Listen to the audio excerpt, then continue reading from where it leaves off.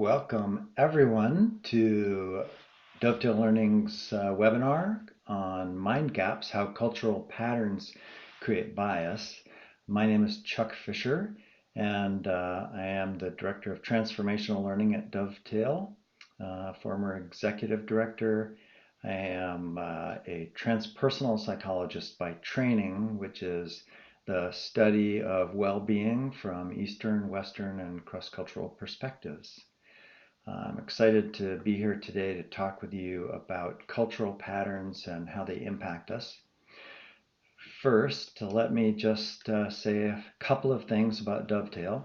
Dovetail Learning is a nonprofit, and we put our work out in the world so that adults and children can strengthen their resilience so that we can make the world a better place.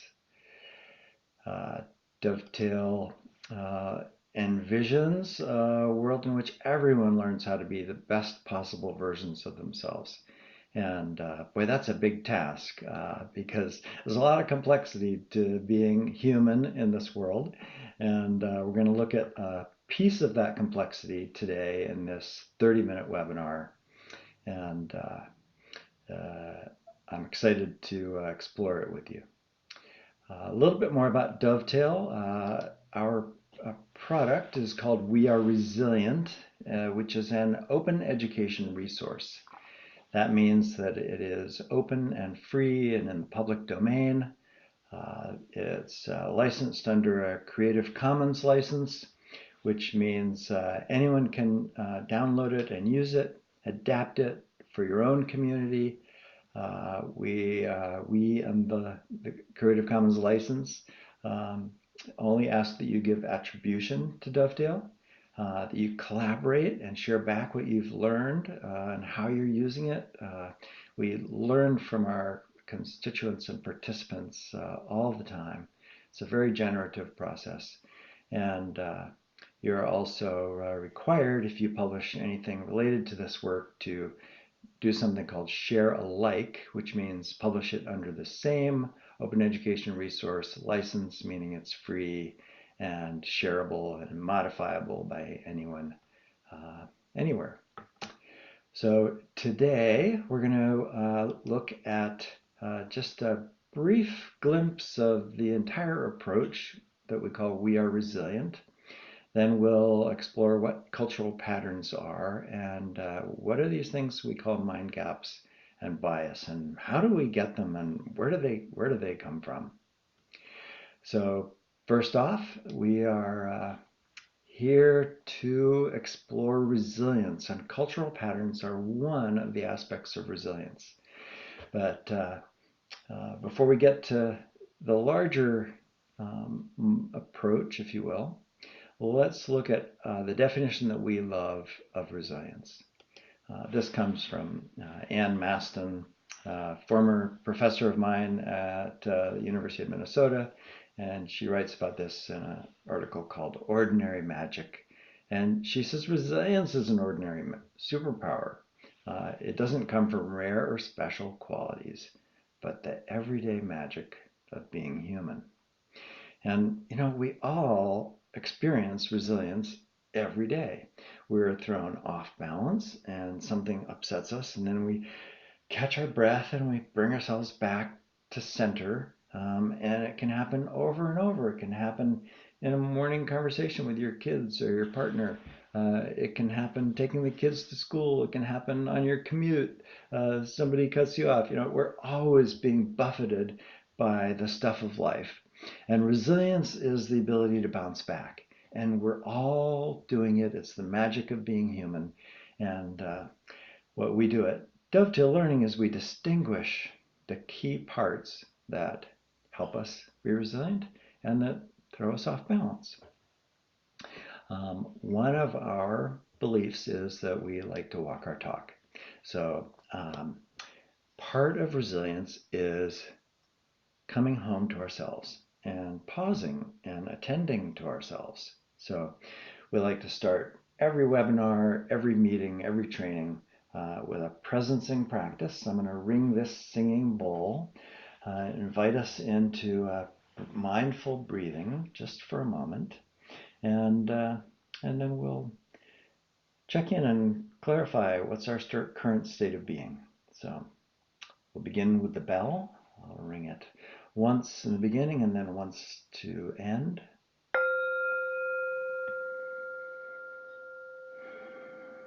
And invite all of you, all of us, to simply drop your gaze, drop your eyes, come inside, and just notice what you notice.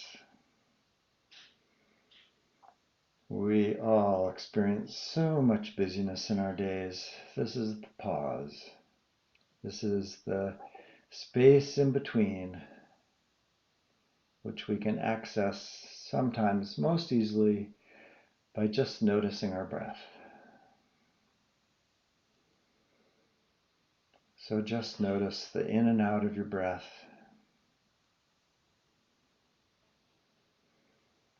Notice the sensation of the breath as it comes into your body, refreshes you. Notice it on the exhale, change in oxygen.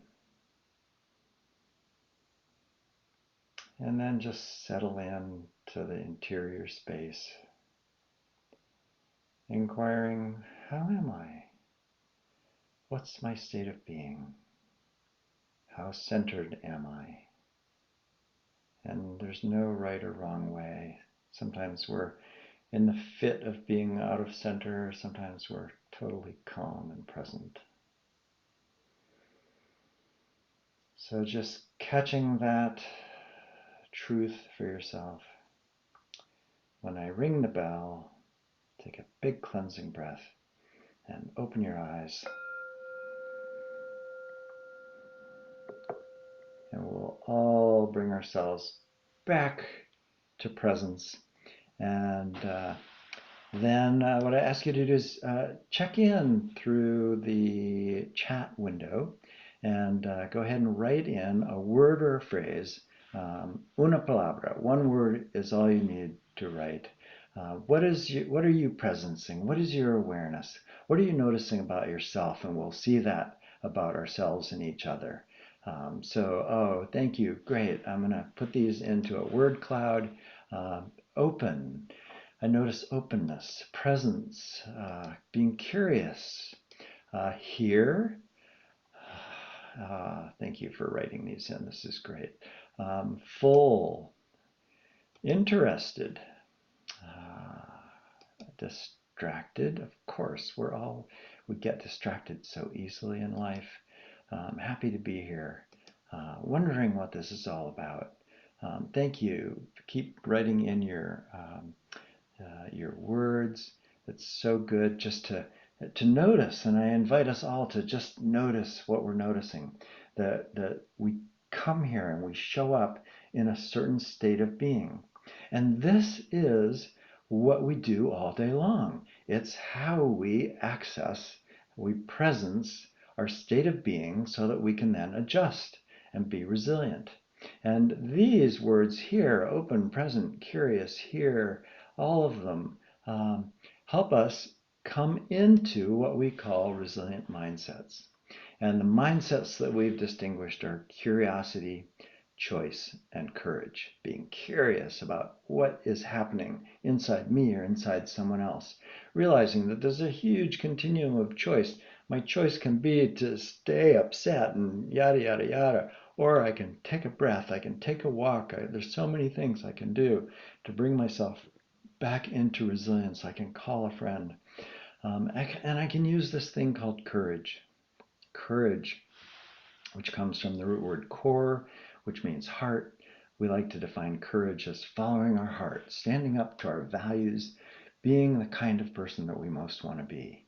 So bringing our presence, we sometimes call it leading with presence, the presence of curiosity, the options that are possible, and the courage to be who we want to be so that we can become and step into the self that helps us be resilient. We have 3 sets of skills that we distinguish and write about and teach about in our trainings. And these are the centering skills for personal resilience, uh, connecting skills for relational resilience, and collaborating skills for group resilience. Just a whole plethora of ways that we center ourselves through our breath, through taking time by just dropping into our gratitude. There's so many skills, connecting skills for being authentic with each other, and collaborating skills like agreements and integrity, and how to honor conflict so that we can be together well and not always be thrown out of balance, but know the skills to bring us into balance. The last part of our approach we call patterns. And we have two types of patterns. We have cultural patterns for cultural resilience and protective patterns, what we call reactive resilience. We all react all the time. It's the emotional truth of the human condition. Something happens and I have an emotional reaction. I get tight, freeze, fight, flight syndrome. I might avoid, I might get defensive, I might attack back, all of these ways that we're reactive. And all of the patterns, both the cultural patterns and the protective patterns, can help us or they can get in the way of our resilience. But all of our protective patterns were created so that we could be more resilient and stronger in the face of difficult things. I learned how to avoid as a protective pattern when I was a kid growing up in an alcoholic family. I avoided in order to keep myself safe. And that's the purpose of our protective patterns, to keep us safe. So what we're going to do today is we're going to do a deep dive, well, not too deep, but somewhat, let's call it a spotlight on cultural patterns and cultural resilience. Cultural patterns, how we view the world. Cultural patterns, the things that we're enculturated in, that are just part of what we learn about the world, and this idea that we have a view of the world, a world view, if you will. Let's take a look at what this is made up of. So first, what are cultural patterns? The quote at the bottom, that we hear all the time, it's like being a fish in water. You hear it in lots of contexts.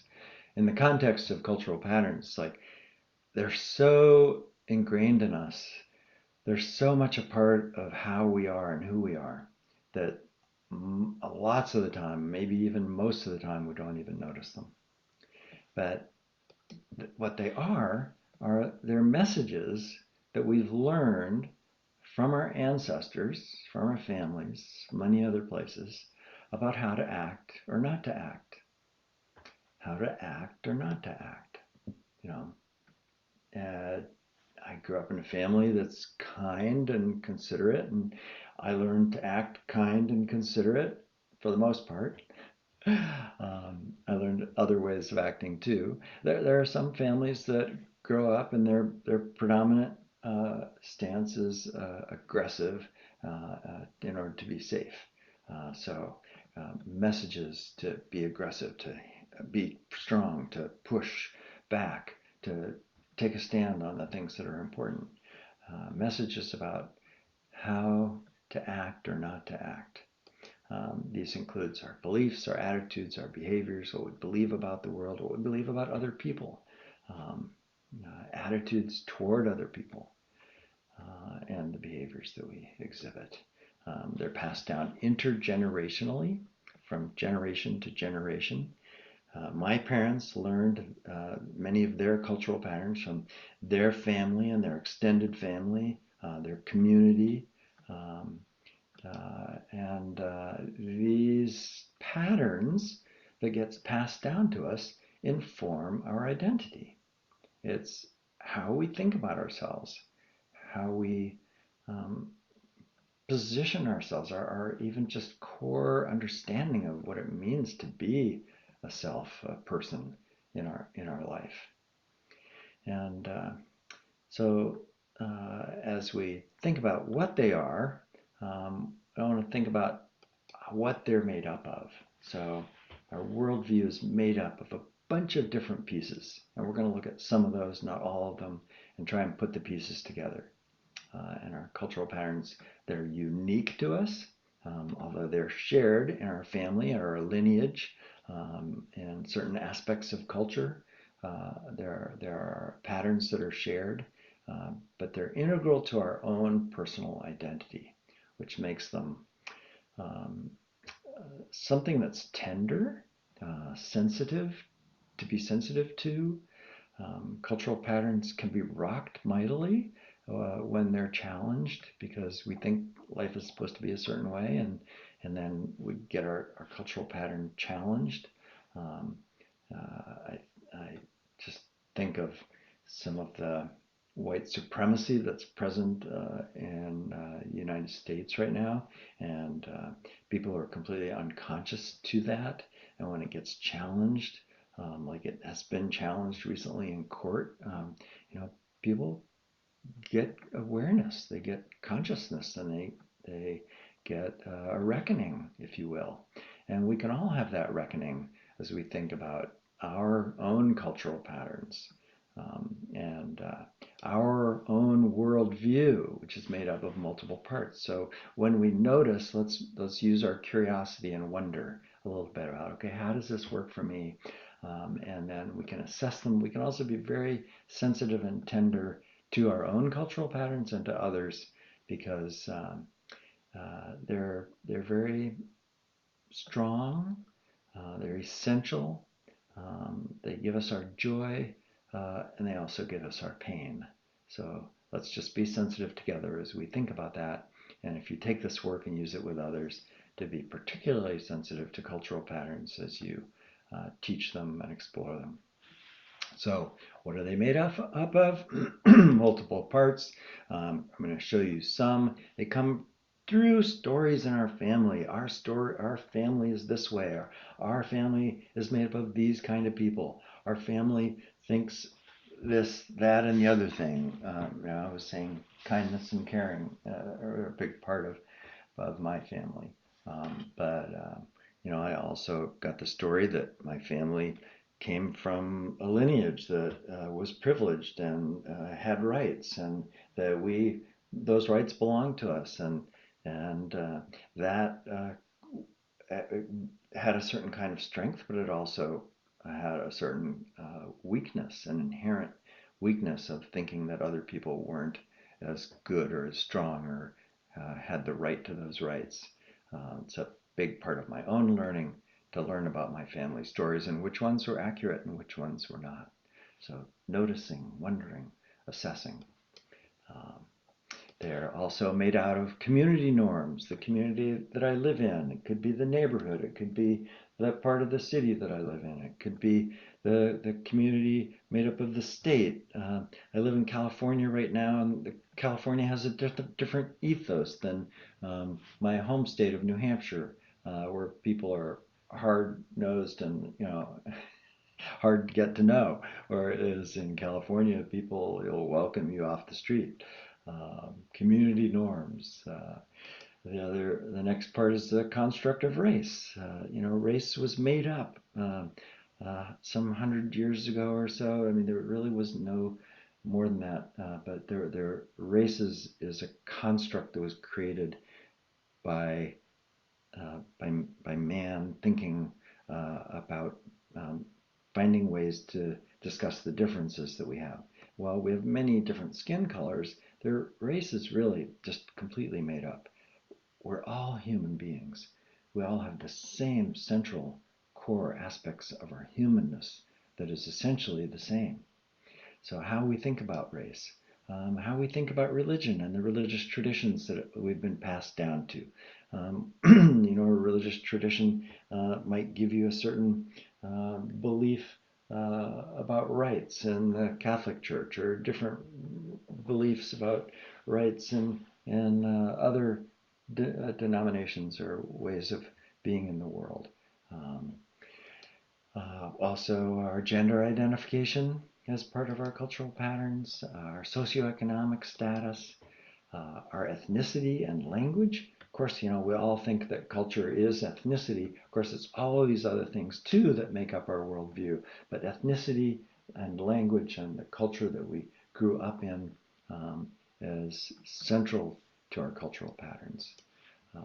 Our political affiliation impacts our cultural patterns. And of course, in the US, we see that in spades these days because there's such a divide between the right and the left, Democrat, Republican political affiliation. And last on the list here is sexual orientation, how gender identification and sexual orientation go side by side, and how I experience that, what my beliefs are about that, how those beliefs and attitudes have been passed down from my family or my ancestors or others, all impact my worldview of how I think the world should be. And I have a set of patterns from all of these places and from many others that give me my cultural patterns. And my cultural patterns are unique to me. We like to say that cultural patterns both help us and they can harm us. It's true with our protective patterns too. Protective patterns can help us in certain situations and harm us in others. So how do our cultural patterns help us? Well, cultural patterns, wow, they're just so fantastic. They give me my core values, my values for caring and kindness, my values for helping out, for contribution, for working hard in my family. Working hard was a core value. They give me core values that I can ride on and trust in. They're shortcuts to understanding and navigating the world. My patterns tell me, in my particular unique situation of being a white male privileged person in the U.S., that I have shortcuts that I can take. I can reach out and go after what I want. Other people, their cultural patterns might limit them, but give them different shortcuts. I know many of the friends that I have in the Latin culture, their family values are so strong, and they get together in big family groups and they have picnics. And I don't have that in my family, but sometimes I wish I did, because that shortcut to being together is such a rich heritage that other cultures have as well. Belonging to a group of people whom we feel safe, in our family systems, our churches, synagogues, temples, whatever groups that we affiliate with our cultural patterns. They're our people we feel like we belong to. And of course, opportunities for celebration and strength. So celebration and strength, those family picnics, celebrations around Thanksgiving or Christmas or Hanukkah or other traditions. Here's an example of some just the kinds of things that we can raise a glass to. Some cultures won't raise a glass with alcohol in it, but they're raising a glass or in a different way, metaphorically, to be together, to celebrate, feel connected to something greater than us if it's a religious tradition, and feel together with our family and our bond. Cultural patterns give us all those things. How can cultural patterns harm us? Cultural patterns can get in the way. They can blind us to other people's truth. I live in a family where there's a bit of a divide in the right and the left. Some of my family members are staunch Democrats, and others are staunch Republicans and Trumpers. And it's like people can't see the other side. It's so sad. I also have cousins who are on the other side of the divide who can see both sides and go, you know what? This is just a belief. It's okay. We're family. We do anything for each other. But we can be blind to others' truth by the condition of our own truth. Of course, that creates judgment and disconnection.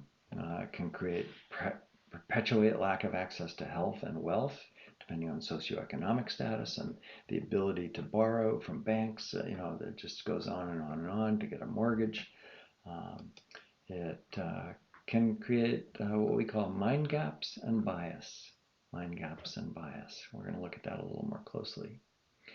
So, what are cultural patterns? What's the good and the bad of our attitudes, beliefs, and behaviors? Well, they can help us. They teach us our ways of accessing love, of trust and connection. They help us understand the value of diversity, equity, and inclusion. They can harm us by highlighting fear and doubt about others. That can cause aggression. It causes bias, discrimination, and racism. These things are based on, that from a loving condition where we think of ourselves and humanity as one family. They can be based on fear, where we need to protect our subgroup, and we think that there isn't enough for everybody, and our subgroup needs to be in doubt and aggressive. And it can make sense. There are some subgroups who have been oppressed to such a degree that it makes sense that people might be in fear, in doubt, and aggressive.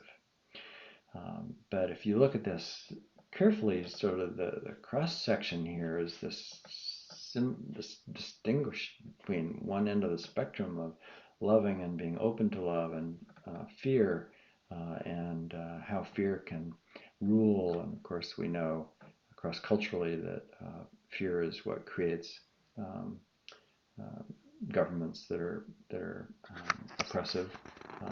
Fear is what creates neighborhoods that are oppressive, creates the conditions for all of those things. So cultural patterns are very important. They impact how we feel about ourselves and others.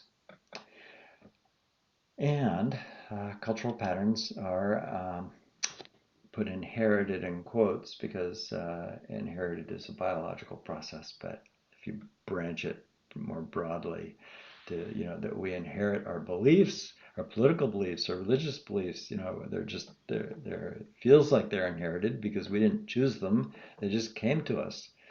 This great quote from Krishnamurti says, "You think you're thinking your thoughts. You're not. You're thinking your culture's thoughts. Maybe the thoughts that you got from your family, etc." We talked about cultural patterns, including these things we call mind gaps, unconscious bias, and self-deception. Cultural patterns that can harm us, are inherent in all of us. We all have mind gaps. We all have unconscious bias, and we all have self-deception. It's just part of the human condition. So let's look at what those are, and then we'll have a little better understanding. So there's in the world of psychology, what our mind can be conscious and aware of is that I know what I know. I know my name is Chuck. I know I live in Northern California. I know how to ride a bike. There's lots of things that I know, and I know that I know those. And then if you look at the pie chart, the next thing we might consider is what I know that I don't know. Well, I know that I don't know how to fly an airplane. I don't know how to speak French or Russian. I don't know a lot of things that are on the culinary side of the equation. I wish I did. I'd like to be a better cook. But there's just so much that I know that I don't know. But the biggest part of the pie is what I don't know that I don't know. And you have to kind of scratch your head. Well, what don't I know that I don't know? We can only see that in retrospect. I didn't know that I had um, uh, white privilege and male uh, dominance in my ancestry. I just grew up in it. It was like that was all there was. But I didn't know it until I learned about racism and discrimination and enculturation and all these pieces. Um, in my family of origin, um, military was very strong. My father was in the military. I was dominated by my father's military approach to life, but he had learned it from his father, and he did a family tree once, and we had people in the army going as far back as the Mayflower, or George Washington's army, to be exact. And there's this enculturation of thought and belief and attitude and privilege and strength and opportunity that I had no idea that that's what was true for me. I didn't know it. So what I don't know that I don't know, and I'm still learning about those things. I'm learning about, what are the attitudes I have towards um, my wife, who's my dearest friend and partner. I also have attitudes like what I think and say should be right, and she fortunately calls me on those things. And I don't know that I'm doing it. It takes hard work to dig into what we don't know. And we call this uh, something that leads to unconscious bias. Discriminatory behavior. Okay, I admit I've discriminated in my own family. I've discriminated with others. These are automatic associations. They're reactions that arise when we encounter a person or a group that we aren't familiar with, or we don't know, or we think are different than we are. We associate positive and negative stereotypes with certain people and groups. Um, I remember once I stopped at a rest stop, and this big burly guy got off a Harley Davidson motorcycle in front of me. We were going into the sandwich shop, and I got a little nervous, and he had a big black vest on and tattoos all over his body, and walked in ahead of me, clump, clump, clump, and I'm kind of nervous in my boots as I walk in behind him, and he holds the door open and he turns to me with the kindest, most generous possible way. He said, "Good afternoon, sir. Can I hold the door for you?" It was like I had all this unconscious bias going on. It just got snapped when he opened his mouth and was so kind and considerate. So these biases influence our behavior toward others, people that we don't know how to be with. Really, it's just we've never learned how to do that. I'd never been with someone who was a Harley rider. Um, I'll pull up this quote from R.D. Laing, really very famous Scottish psychiatrist. And the quote is a bit of a mouthful, but bear with me as I read it, because it's really kind of puts her finger right on it. The range of what we think and do is limited by what we fail to notice. And because we fail to notice, there is little we can do to change until we notice how failing to notice shapes our thoughts and deeds. There's little we can do to change until we notice that we're failing to notice. So we're talking about consciousness here, awareness, mindfulness, leading with presence rather than reactivity. And it's all part of cultural patterns. And there's one more piece that I named that we'll look at here, and that's self-deception by the mind itself. Daniel Goleman, who many of you may know from his work in social emotional learning, many other things. One of his first books was called Vital Lies, Simple Truths. And he illuminated in that book that our mind protects itself from anxiety by dimming awareness. I do it with a protective pattern of avoiding. I'm a very strong avoider. If something's uncomfortable, I used to be very conflict avoidant. Something was happening in the office that was difficult, I would leave it at arm's length rather than address it directly. So our minds can protect us by dimming our awareness. They create zones of blocked attention, which becomes self-deception. It's like, you know, I thought I was being a perfect husband uh, to my darling wife, and I was deceiving myself because I was relying on her, expecting her to do certain things that she didn't necessarily want to do. We hadn't talked about it. We didn't have agreements around it. I just took it on like it was the way it was, and I was deceiving myself about that. Um, and these things occur for me and myself, the way I deceive myself about myself in our we, I deceive myself about our relationship or what might be happening. And then the us, which is the social and ecological, it's like I deceive myself about what's actually happening. It's like my mind can't hold on to what it means that when I buy the clothes that I buy, or I put gas in my car the way I put gas in my car, that those things impact the climate, for instance.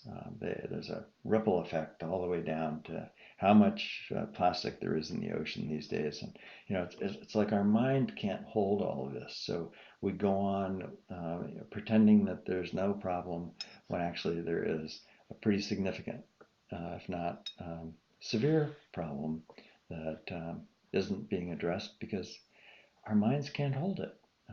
So all of this leads to this idea that in the human condition, if we really think about what's going on here, every human being has absolutely impeccable reasons for behaving exactly as they do. We've all learned how to be the way we are, our reactive patterns as well as our cultural patterns, our goodness as well as our the way we're difficult. Um, and by gosh, but for the grace of God, if I were walking in someone else's shoes, I would be just like them. So if we look at cultural patterns, and I love this quote. I don't have the right attribution here, but a friend was just telling me about this native wise elder who said if we truly understood our ancestors' ancestors' ancestors, and if we truly understood your grandparents and their grandparents and how their grandparents impacted your grandparents and the generation before that and what they were growing up with and the pressures on them and the systemic and cultural patterns that they were living under, we would have great compassion for all of humankind. Um, I was having a conversation with a friend today about, the brouhaha around George Washington had slaves. And yes, he did. And that wasn't a good thing. And it was all that he knew how to do given his mindset. Um, so that's not to um, take away that it was wrong. It's to understand that there's more to it than just the simple answer. So when we look at the human condition from the lens that Dovetail brings to the world, that we have reactive resilience, our protective patterns. We have our personal resilience, is how we keep ourselves on center, and our relational resilience, how we connect with each other, our group resilience, how we collaborate, and our cultural patterns that influence and shape how we are. All of these things matter significantly. And when we really understand, we can have compassion for ourselves, for our family members, for our neighbors, um, the struggles in our communities, in our nations, um, and the difficulties of our world. So thank you so much for being here. Um, Closing in on the end of this webinar. from Dovetail Learning, you can go to www.dovetaillearning.org and download a ton of free digital resources, including Dovetail booklets on our whole approach. Here's one that's made for, these are anticipatory guidance cards for healthcare providers. We have booklets that explain all the parts of the approach and how they work together and their protective patterns and the science behind each of the skills. I know you can't really see what I'm holding up here, but you get the idea that we have these booklets. They're electronically free and downloadable. We have many others, including booklets for students, handouts for patients. We work with healthcare providers, educators, families, and others. Feel free to join a circle of training with many other webinars. They're all recorded on our website, and these hard copies are for purchase. If you have questions, you can reach out to me, Chuck, at dovetaillearning.org. And just want to thank you for being here, being part of the Dovetail discovery, exploration, and commitment to building a world of kind, connected human beings. Thanks again.